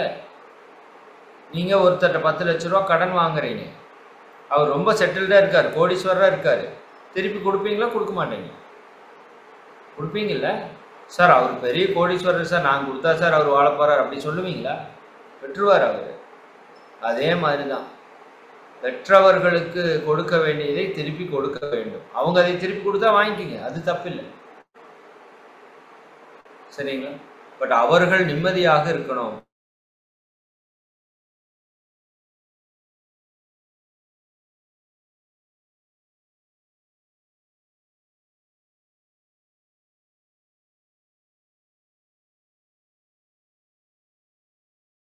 அப்பா பையனா நடிச்சிருப்பாங்க, அந்த ஒரு ஷர்ட்டை வாங்கி கொடுத்துருப்பா, அது வரைக்கும் அவனை தண்டச்சோறு அது இதுன்னு தான் திட்டிகிட்டே இருப்பார் அவங்க அப்பா. பட் ஒரு நாள் அந்த ஜிப்பா அவனோட ஃபஸ்ட்டு சம்பளத்தில் வாங்கி கொடுத்தோன்னே அவருக்கு ஒரு பெருமை வரும் பாருங்க, என் பையன் வாங்கி கொடுத்தது. ஆமாம், அவருக்கு இல்லாதது இல்லை, அவர் தான் அவனையே வளர்த்துறாரு, அத்தனை நாள் காசு கொடுத்தாரு, என்னதாலும் என் பையன் வாங்கி கொடுத்தது, என் புள்ள வாங்கி கொடுத்தது, அந்த ஒரு சந்தோஷம் இருக்கு பாருங்க, அது கொடுக்கணும் அவங்களுக்கு. தயவு செய்து உங்கள் பெற்றோர்களை மகிழ்ச்சியாக வைத்துக் கொள்ளுங்கள் நண்பர்களே. அதுதான் உங்கள் உடலில் நோய் போகிறதுக்கான அடிப்படை, உங்கள் மனதில் சிக்கல் போகிறதுக்கான அடிப்படை, உங்கள் வாழ்க்கையில் இருக்கிற பிரச்சனையெல்லாம் களையிறதுக்கான அடிப்படை. இதான் பெற்றோர்கள் சாபம் என்று சொல்லுவார். இப்படி நம்ம முன்னோர்கள் எத்தனையோ பேரை நம்ம சரியாக பார்க்காம விட்டுருக்கோம். அவங்க எல்லாத்தையும் நினச்சி அவங்க எல்லாரும் உங்களை ஆசீர்வாதம் பண்ணுற மாதிரி அவங்கள நன்றி சொல்லி வணங்குற மாதிரி நீங்கள் நினைத்து கொள்ளணும். அது தவத்திற்கு ரொம்ப ரொம்ப அவசியம். அதே மாதிரி குருமகானுடைய ஆசிகளை வாங்கிக்கிறீங்க, எல்லா மகான்களுடைய ஆசையும் வாங்கி நீங்கள் அந்த தியானத்தை தொடங்குறீங்க. இப்படி தான் தியானம் தொடங்கணும். இது ஆரம்பத்தில் கொஞ்சம் நீண்ட நேரம் செஞ்சு பழகணும். அப்புறம் நீங்கள் சீக்கிரம் நினச்சாலே அது வந்துடும். இன்றைக்கி நாங்கள்லாம் ஒரு முறை சொன்னாலே அந்த தன்மைக்கு வந்துடுவோம். ஏன்னா 20 வருஷமாக அதை பண்ணிகிட்டே இருக்கோம். நீங்களும் வந்துடலாம். கொஞ்ச நாள் நீங்கள் அதை மெதுவாக பண்ணி பழகும்.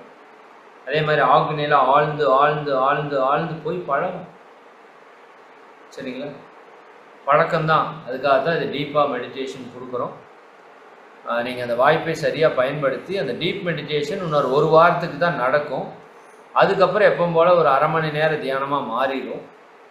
அப்புறம் சப்ஜெக்ட் அதிகமாக நம்ம பேசுவோம். அதனால் தியானம் ஏன் இவ்வளோ முக்கியம், அதிக நேரம் கொடுக்குறாங்கன்னு உங்களுக்கு புரியாமல் இருக்குதோ அப்படிங்கிறதுனால தான் நான் இன்றைக்கி அதை விளக்கத்தமாக சொல்லியிருக்கிறேன். அதுக்கு பின்னாடி வாழ்த்தும் பயணம்னு ஒரு பெரிய டாபிக் இருக்குது, அதையெல்லாம் நம்ம அடுத்தடுத்த வகுப்புகளில் பார்ப்போம். அதனால் காலை மாலை 2 நேரமும் விடாமல் இந்த தியானத்தை நீங்கள் செஞ்சுட்டு வரணும். இன்றைக்கி இந்த ஆக்னை தவத்தை உங்களுக்கு லிங்க் அனுப்புகிறோம், சரிங்களா? அந்த ஆக்னை தவத்தை போட்டு நீங்கள் சாயங்காலம் பண்ணுங்கள். எப்படி பஞ்சபோதனாவர் தவம் நீங்கள் போட்டு பண்ணீங்களோ அதே மாதிரி இறை மதன் ஆக்னை தியானம் அப்படின்னு யூடியூப்பில் அடித்தாலே வந்துடும். இல்லாட்டி ஆக்ஞை தவம் வேதாத்திரி மகரிஷின்னு போட்டிங்கன்னா நிறைய தவம் வரும். அதில் 20 நிமிஷம் 30 நிமிஷம் 40 நிமிஷம்னு நிறைய டைமிங் இருக்கும். சரிங்களா? அதில் என்னோட தவம் 50 நிமிஷம் இருக்கும். கொஞ்சம் ஆழமாக கொடுத்துருப்போம்.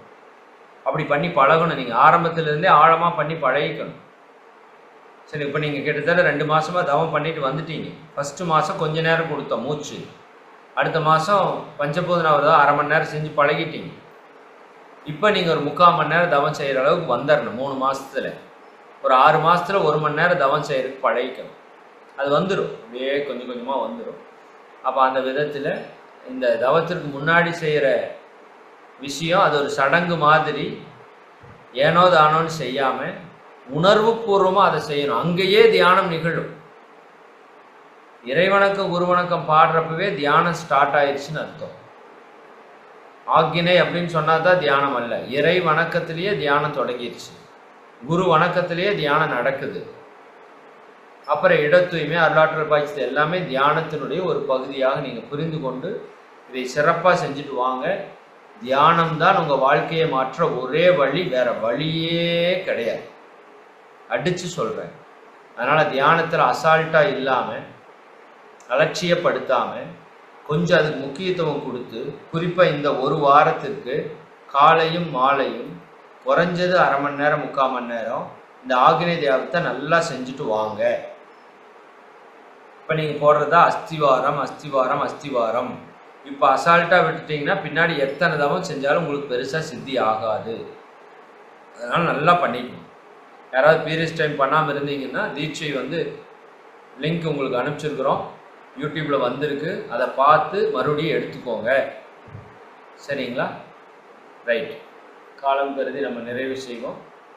அருட்பேராற்றல் கருணையினால் உடல் நலம் நீலாயுள் நிறைசிறும் உயர்ப்புகள் மெய்ஞானம் ஓங்கி 16 செல்வங்களும் பெற்று சிறப்பாக வாழ்க வளமுடன் வாழ்க வளமுடன் வாழ்க வளமுடன். ஒரு 2 அறிவிப்பு மட்டும்.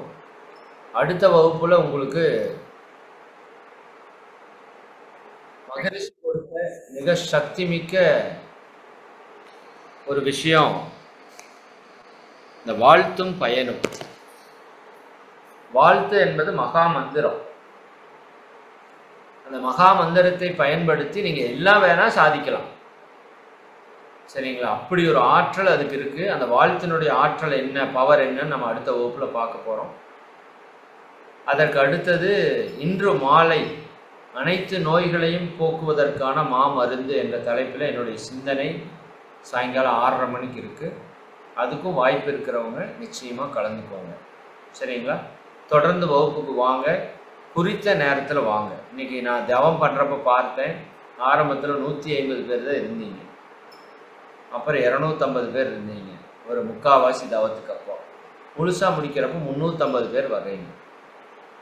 நீங்கள் யாரையோ ஏமாற்றுவதாக நினைத்து உங்களை நீங்களே ஏமாற்றிக் கொள்கிறீர்கள் என்பதை புரிஞ்சுக்கோங்க. நீங்கள் என்ன செயல் செய்தாலும் விளைவு உங்களுக்கு திரும்ப வரும். அதையும் மனசில் வச்சுக்கோங்க. அடுத்த வகுப்பில் நான் முன்னாடியும் தவம் பண்ணுவேன், இல்லாட்டி பின்னாடி தவத்தை வச்சுட்டு முன்னாடி ஸ்பீச் பேசினாலும் பேசிடுவேன். சொல்ல முடியாது. நான் திடீர்னு மாற்றியும் பண்ணுவேன். அடுத்த வகுப்பு வந்தோன்னையும் டைரெக்டாக ஸ்பீச் பேசுறதுக்கு ஆரம்பிச்சிடுவேன். தவத்தை பின்னாடி போடுவேன். அப்புறம் ஸ்பீச் போயிடுச்சேன்னு நீங்கள் வருத்தப்படக்கூடாது. என்னதான் யூடியூப்பில் நீங்கள் திரும்பவே பார்த்தாலும் நேரடியாக நான் பேசுறது மாதிரி யூடியூப்பில் அந்த உணர்வு வராது. சரிங்களா? அதனால் முடிஞ்ச வரைக்கும் சரியான நேரத்துக்கு வாங்க. இதான் ஆரம்பத்துலேருந்து சொல்கிறோம். நிறைய பேர் பர்ஃபெக்டாக வர்றீங்க. ஒரு சிலர் சரி பரவாயில்ல, தவம் தானே நடக்குது, நல்லா புரிஞ்சுக்கோங்க. இந்த ஸ்பீச் விட்டால் கூட பரவாயில்லை, ஸ்பீச் விட்டால் கூட பரவாயில்ல, நாளைக்கு கேட்டுக்கலாம். தவத்தை விட்டால் நாளைக்கு பண்ண முடியாது. போனது போச்சு, போனது போச்சு. அதனால் நல்ல தவத்துக்கு முக்கியத்துவம் கொடுங்க. சரிங்களா? சரி, மிக்க மகிழ்ச்சி. நன்றி. வாழ்க. நிறைவு பண்ணிக்கலாம்.